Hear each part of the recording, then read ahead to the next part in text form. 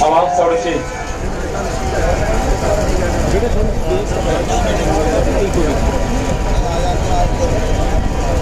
बहुत बहुत शुक्रिया साथियों।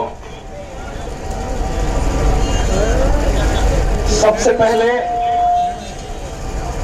जो इस 26 तारीख के आंदोलन में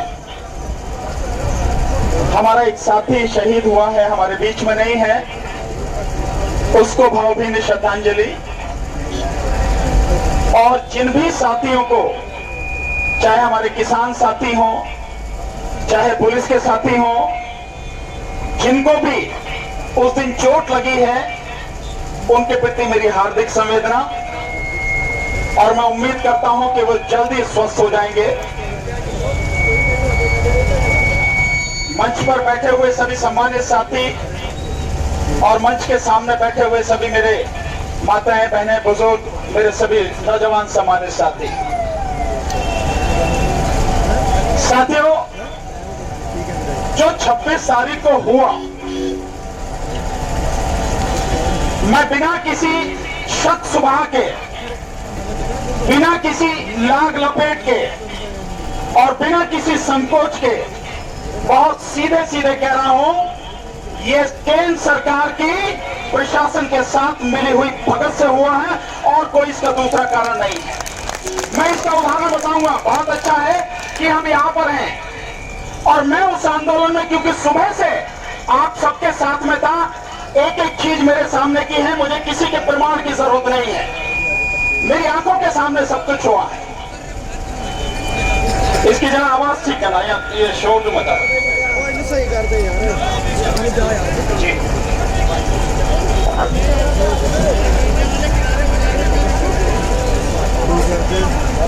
और इसके लिए साथियों,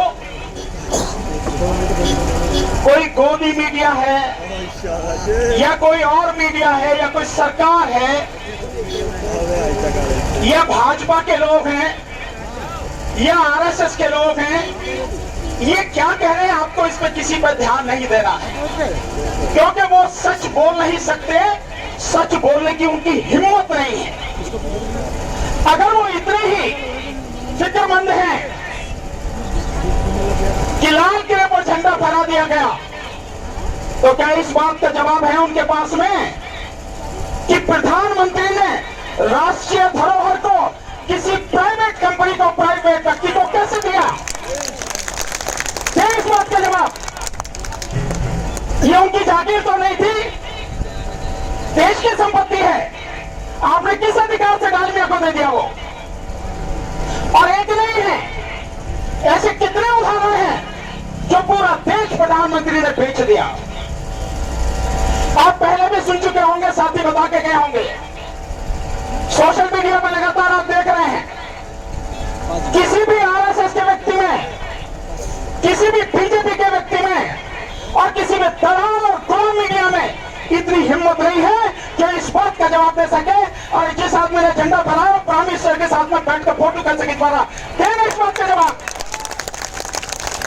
कैसे वो गृह मंत्री के साथ में बैठा हुआ मीटिंग कर रहा, जवाब उसके साथ में कैसे फोटो खींचे हुए हैं? हिम्मत है तो कौन है इसके जाओ। और थोड़ा और पीछे चले जाते हैं, ध्यान है राजस्थान के हाईकोर्ट पर भगवा लगाया गया था, कोई भूला तो नहीं होगा? जयपुर में जो घटना घटी थी, कौन थे वो लोग? क्या किया उस समय तुमने? कुछ नहीं किया।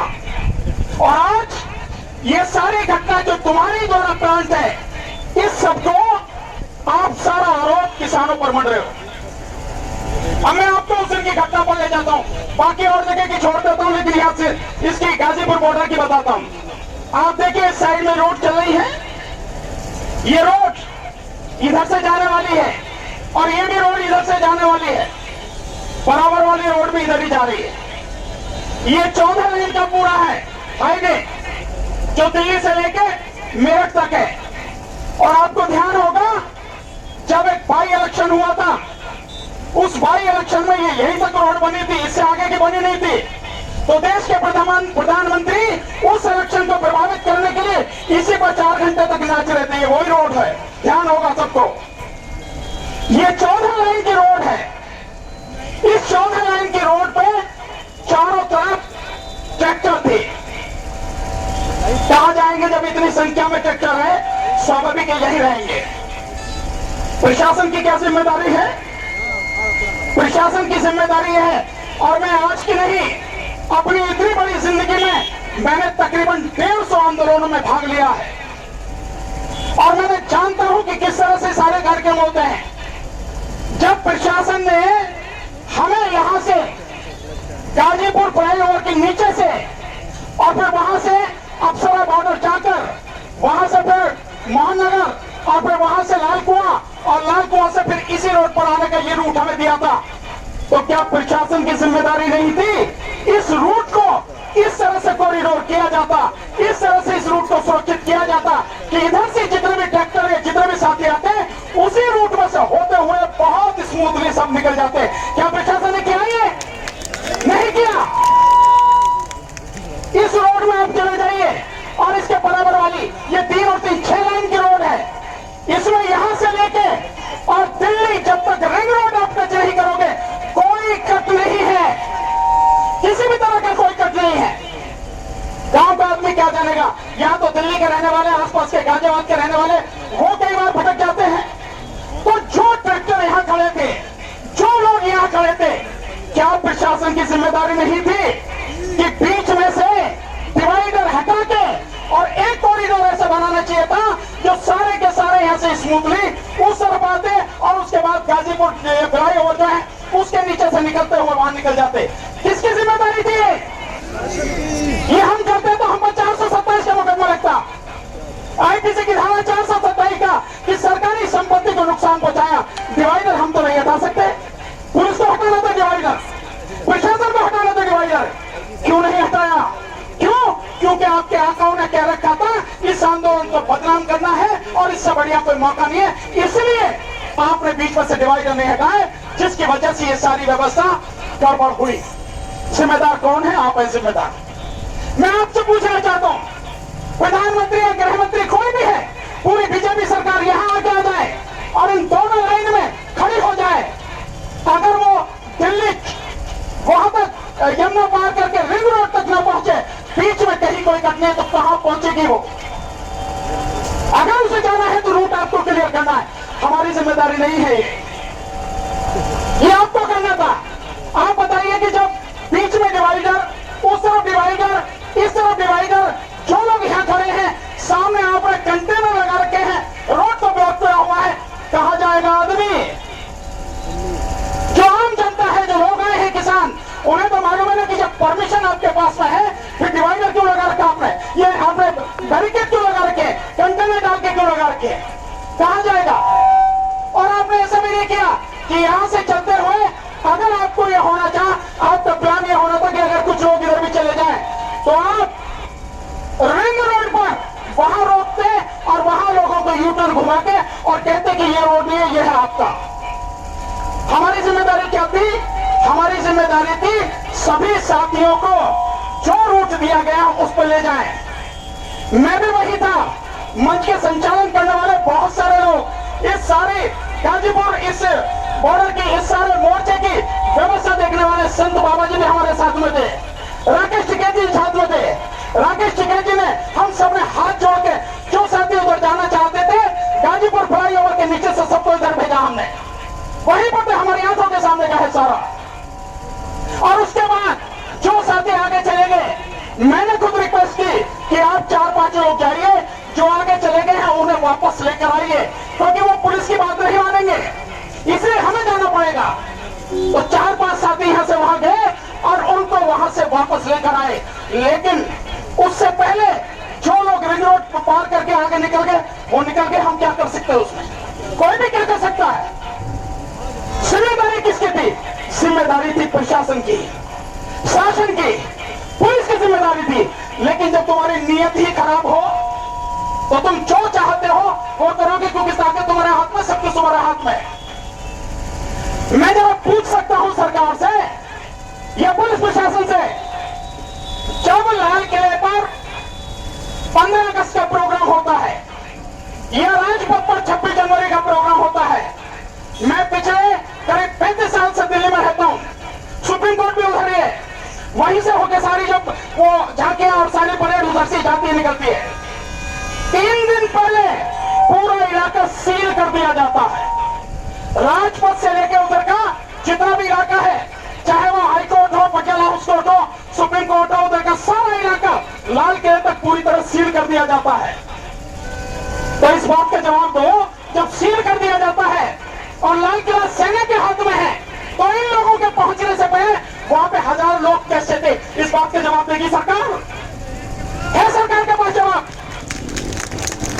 और हमें बता रहे हैं कि हमने कानून तोड़ा, हमने हिंसा की।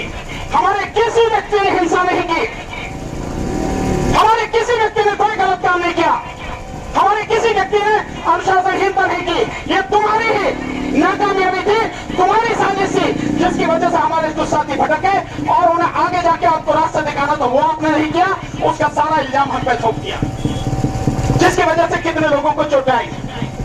जिम्मेदार कौन है? आप जिम्मेदार हैं। और आप में इतना नैतिक साहस भी नहीं है, क्योंकि नैतिकता आपकी मर चुकी है, साहस आपका खत्म हो चुका है, क्योंकि आप षड्यंत्रों के अलावा, हिंसा के अलावा कुछ जानते नहीं है। इसीलिए ये हिंसा जो करवाई आपने करवाई, पकड़ो ना जाके उसको। आप 25 तारीख का दिल्ली के जो पुलिस कमिश्नर है उनका बयान सुनिए, आप मीडिया में चल रहा है। उन्होंने ये कहा था हमने सारी व्यवस्था कर ली है, सब लोगों से बात हो गई है, सारे रास्ते तरीके से हमने उनका सब कुछ बैठ के आपस में बात कर ली है, और हमें यह भी पता है कि कुछ अराजक तत्व इसमें घुसे हुए हैं, हमने उनको आइडेंटिफाई किया। ये बात मेरी सुनना आप और मीडिया में सुनना, ये पुलिस कमिश्नर का बयान है, मेरा नहीं है। तो जब आपने उनको आइडेंटिफाई कर लिया है और जो भी होगा हम देखेंगे, कोई दिक्कत होगी नहीं। गणतंत्र दिवस पर सारी सुरक्षा की जिम्मेदारी किसकी है? दिल्ली पुलिस की, हमारी नहीं है। हम आपको सहयोग कर रहे हैं, इसीलिए जो रूट बताया हम उससे जा रहे हैं। तो जो पुलिस कमिश्नर ये कह रहे हैं कुछ अराजक तत्व हैं, हमने उनको आइडेंटिफाई कर लिया है, और रात को भी आपकी 2 लोगों से बात भी हुई है। फिर आपने उन लोगों को कैसे आने दिया? इस बात का जवाब सरकार और पुलिस को देना पड़ेगा। कैसे आने दिया आप उनको? या तो आप झूठ बोल रहे हैं कि आपने कोई आइडेंटिफाई किया, और अगर आइडेंटिफाई किया तो आपने उनको पहले ही गिरफ्तार क्यों नहीं किया? और अगर आपको मालूम था रात को ही कि कुछ लोग जो रूट है उससे अलग जाएंगे, तो आपने परमिशन कैंसिल क्यों नहीं की? आपने किसान नेताओं की जानकारी में लाए क्यों नहीं? आप, ये आपकी जिम्मेदारी थी, लेकिन सब कुछ नहीं किया और बड़े तरीके से सब कुछ होता रहा। और लाल किले पर आपने देखा होगा एनडीटीवी में पुलिस वाले कैसे आराम से कुर्सी पर बैठे, कैसे कुर्सी पर बैठे बड़े आराम से, और सैकड़ों की संख्या में, और सबके सामने सब कुछ हो रहा है। कौन है इसका जिम्मेदार? और ये जो परेड है, ये परेड होने से 26 जनवरी से कुछ दिन पहले ही केवल इंडिया गेट तक सीमित क्यों कर दी गई? ये परेड वहां से चलती है विजय चौक से, और विजय चौक से चलती हुई राजपथ होते हुए इंडिया गेट आती है, और इंडिया गेट के बाद में इधर सुप्रीम कोर्ट होते हुए, आईटीओ होते हुए लाल किले तक जाती है।